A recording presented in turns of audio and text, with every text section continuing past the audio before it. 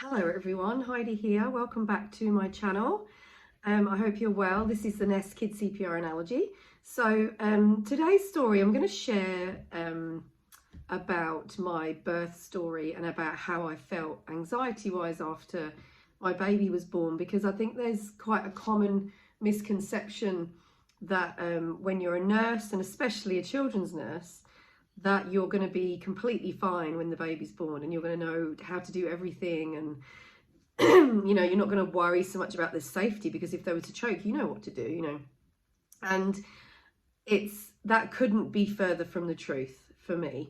So I just wanted to share that, because the whole reason I started the Nest is because I know what parental anxiety is like, and I've I don't want to say struggled with, because I don't really like that word, but it has been a real journey, my anxiety. I've suffered with it for, looking back, most of my life, definitely as a child, but obviously didn't recognize it.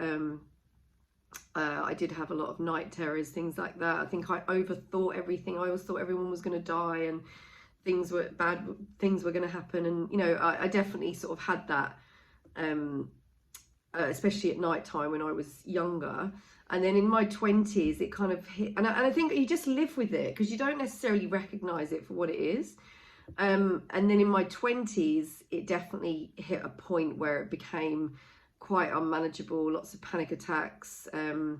I had to sort of change my, sort of de-stress a bit job wise. I had to go from being on a ward to a less stressful kind of part of the hospital, worrying every day that I went into work, what would happen and would I cope. And the thing is about anxiety is that even if there's nothing really for you to feel anxious about, your mind will find something, and it spirals at 150 million miles an hour.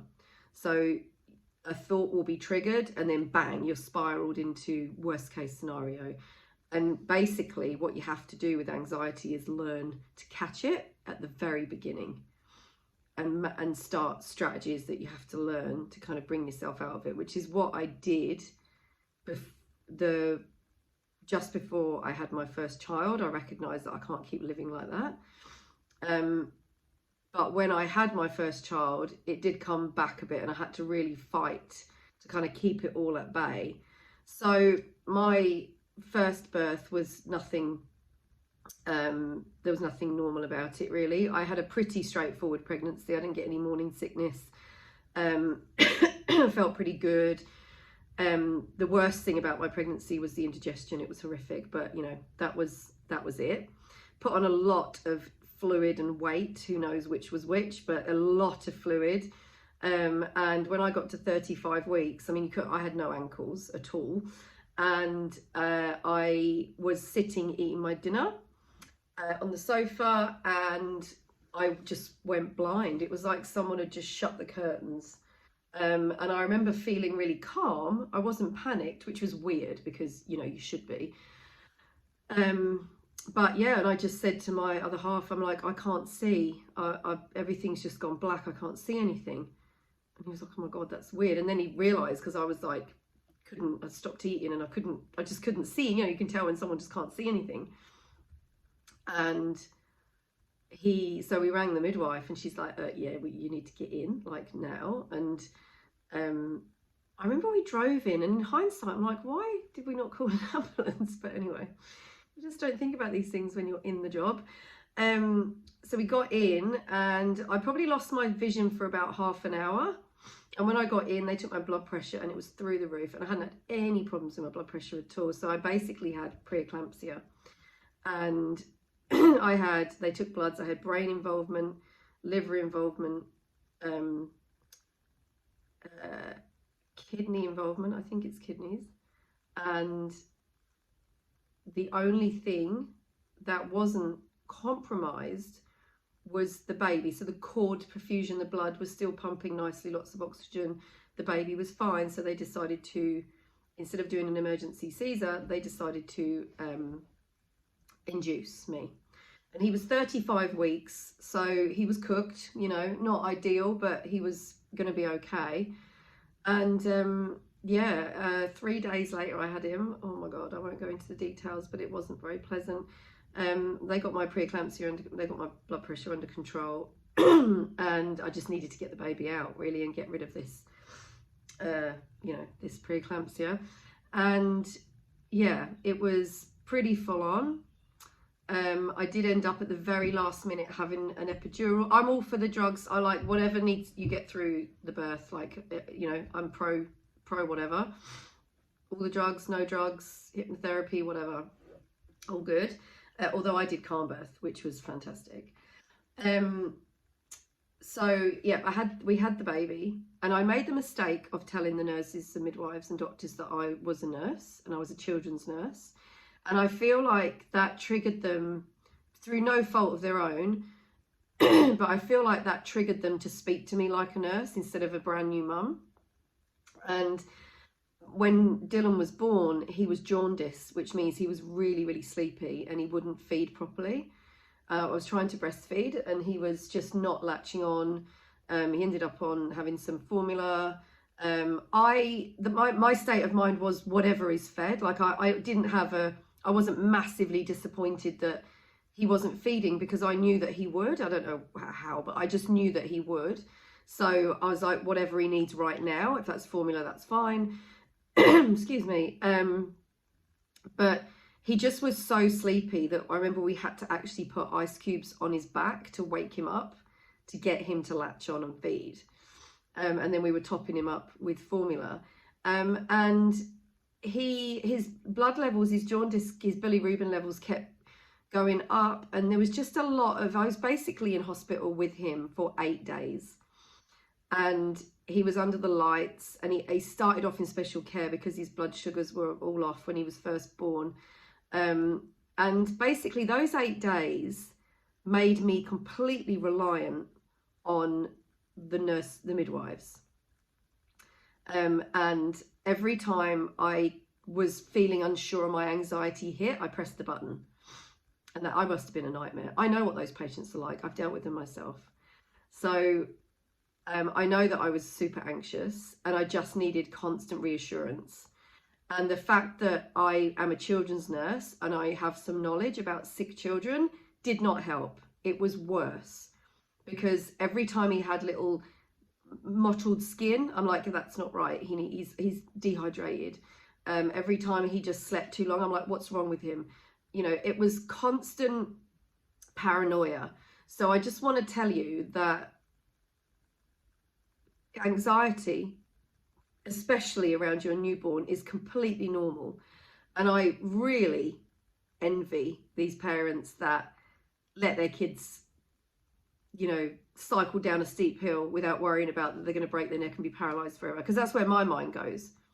And I really wish that isn't where my mind goes. But that's why the nest, that's why I have the nest, and that's why I've created the nest, because I know what that parental anxiety is like. And I know actually that having some knowledge and actually getting the facts around things, like how common is it that your child would have a seizure? How common is it that your child would actually choke and it would be a bad outcome? How many children have allergy and what are the chances of them getting anaphylaxis? Being in the know definitely brings anxiety levels down. So that's why I created the nest. So when it came to leaving the hospital with my newborn, who was then 10 days old, because I was in for 2 days and I had him, and then at 8, anyway, I was in for 8 days with him, but I was brought in before that. I was a nervous wreck. And I remember phoning my friends down on the wards, the pediatric wards, and going, I haven't got any bottles or anything, because I thought he was just going to breastfeed. And he was breastfeeding at that point. But I was like, but what if that just stops? Like, how am I going to feed him? I don't have any bottles. And they bought some bottles up for me. And I was saying to the midwife, like, I don't know what to do. I remember actually saying to her, I don't know what to do. How am I going to take this child home and keep him alive? Like, I was so worried. And that's exactly how I felt. I was like, don't let me leave. Don't let me leave. And she actually took my shoulders, and she was an older lady, and she'd have seen this a million times over. And she took my shoulders. She said, you have to learn to trust yourself. Just go with it. Trust yourself. You know what to do. You can feed him. He will be fine. You need to go home. I was in the corridor at this point. And yeah, that was the point I was at. I was like, what am I going to do without that buzzer? How the hell am I going to, what am I going to do? It was just driving home with my newborn in the car. I was literally had like my arms around the capsule, like some kind of protective bubble. I remember being out in Bondi Junction with him when he was just 2 weeks old, and someone slightly knocked the pram. I thought I was going to rip the head off. Like, I was that mother. I was just so like, oh my God, what have I done? So it's very normal. I did obviously calm down, but to this day, my children are 7 and 4 now. We walk out the house in the morning. We live in a really quiet street, like a cul-de-sac. And I think, oh my God, what if he runs across the road and gets hit by a car? Like, I see it in my mind. And that's where a lot of the time I've learned to now catch that before it spirals, because it's really unlikely, and you cannot live like that. You cannot. So you have to learn the strategies. If anyone's interested in how I learned strategies to deal and really brought my anxiety under control most of the time, I'm very happy to share that. But it's not, if you're interested in that. But my anxiety is often solely around the kids and their safety. So that's why I have the nest. I do remember the midwife saying to me, I'm like, I've got all these bottles, but I don't have any sterilizers. She's like, Heidi, boil some water. What do you think people did way back? Boil the bottles and put formula in them. Job done. Calm yourself. So that's kind of my story of when I had my first child. And it didn't matter. Almost as a pediatric nurse, you've seen too much. You're ruined. So when I went in and had my second son, which is a story for another day, it was horrific. Then I didn't tell anyone I was a nurse. I mean, they may have seen it in the notes, but I didn't tell anyone. And I feel like I was spoken to differently, because I needed it. I needed like mothering for dummies. I'm a pediatric nurse, but I'm not an obstetrician or a midwife. Actually, that part of growing a baby and giving birth to a baby, I don't know that part. So yeah, so I hope that has, I don't know, made you feel like being anxious is very normal.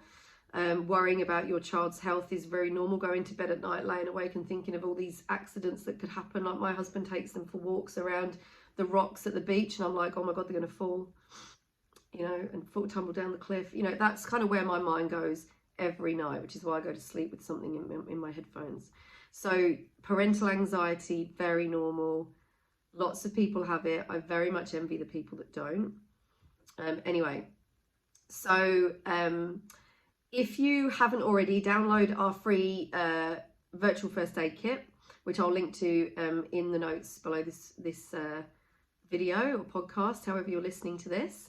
And we will see you again next week. Take care.